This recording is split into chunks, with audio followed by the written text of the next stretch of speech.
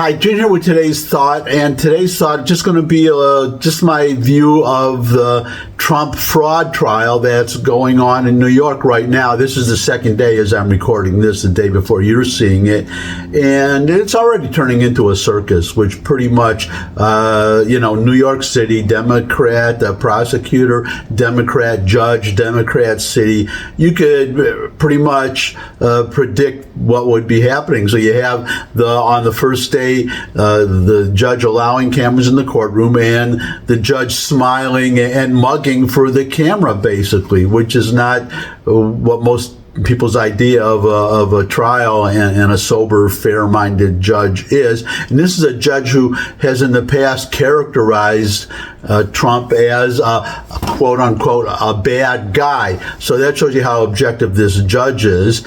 And, well, it just goes on and on. It goes on and on. Already this judge was forced. I'm sure he didn't want to do it.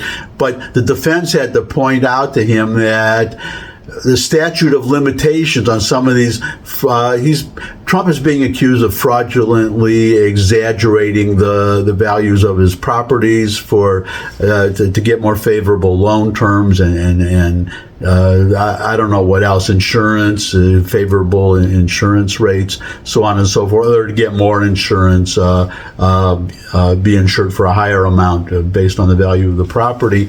But I don't know. I could be here all day going through all the things that are wrong with this trial. Let me start with one. Number one, there's no crime. You have to remember this is a civil suit. Now, Alvin Bragg, the DA, he originally brought this up, and he decided not to bring charges because he was sure that he could not prove a criminal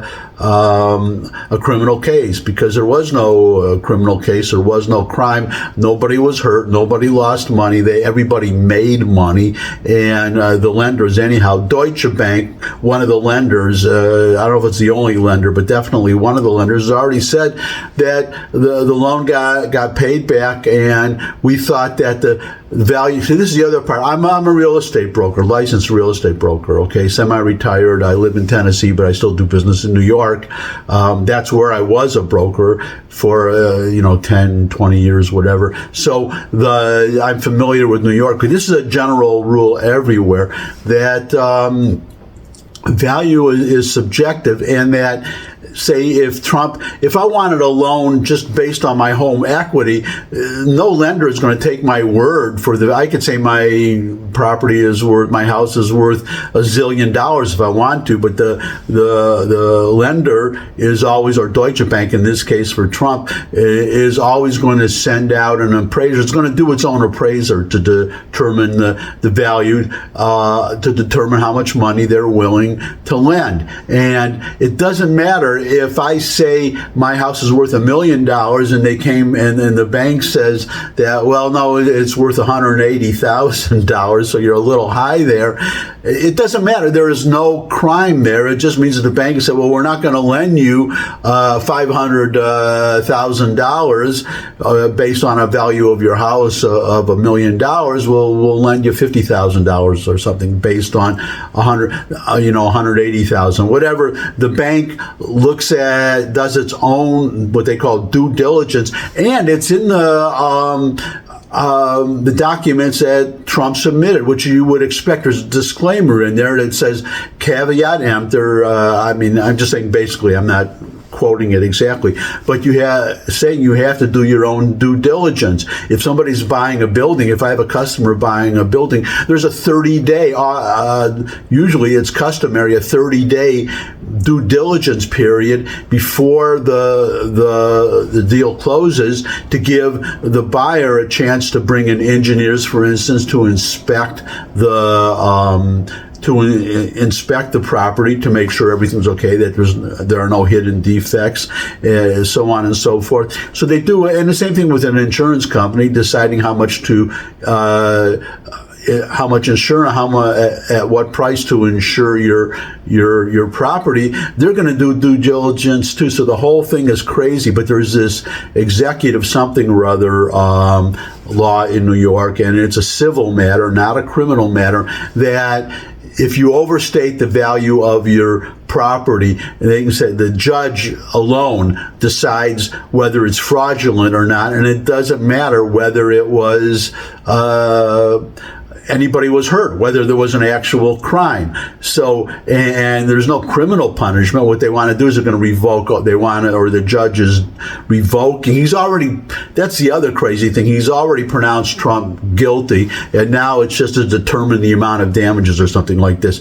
Bottom line is this case is going to get appealed, and it's going to get appealed outside of New York City, and probably New York Supreme Court or Court of Appeals.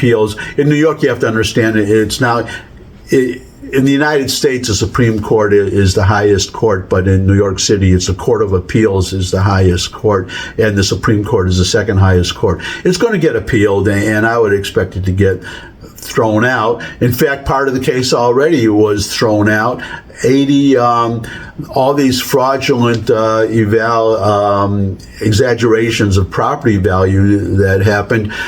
The statute of limitations has run out of most of them. Anything that happened from before 2014, that's out. Doesn't matter what Trump did before 2014. So it's only after 2014. And I don't know how many events there would have been after 2014, because I don't know if he's even bought any properties in New York since then. I mean,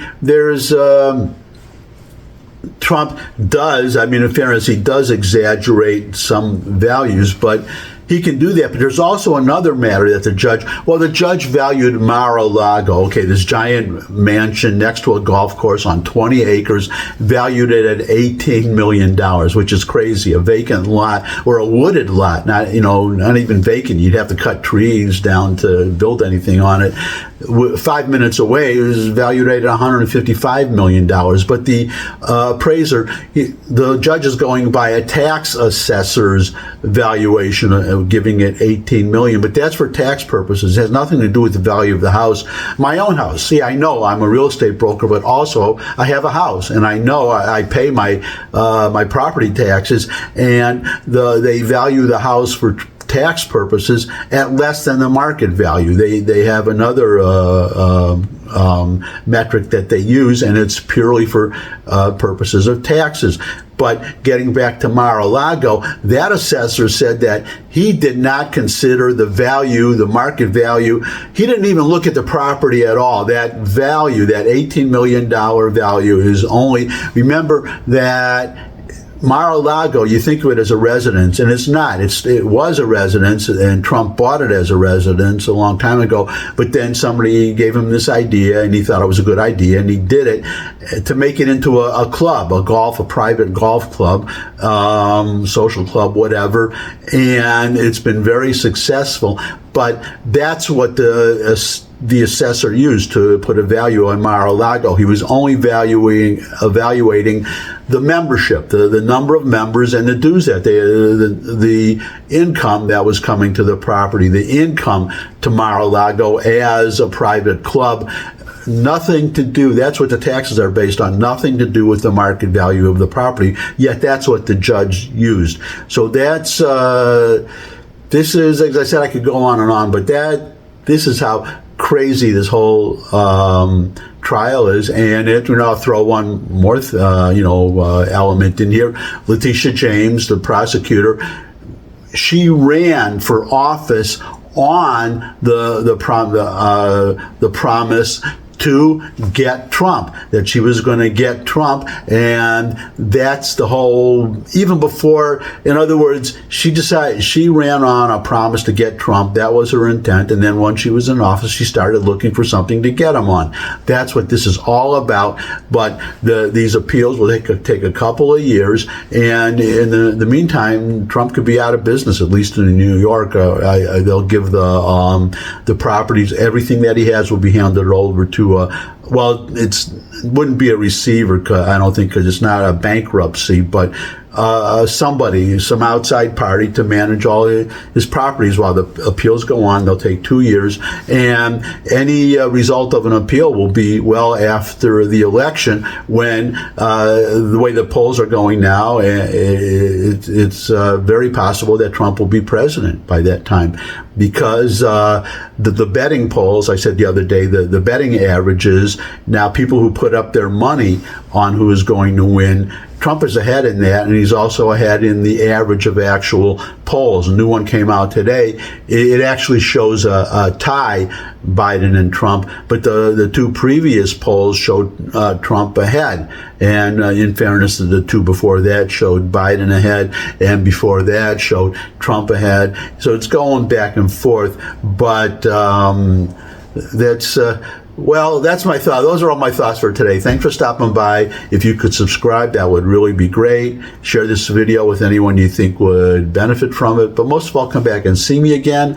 I would love to see you again. And until I do see all of you again, bye.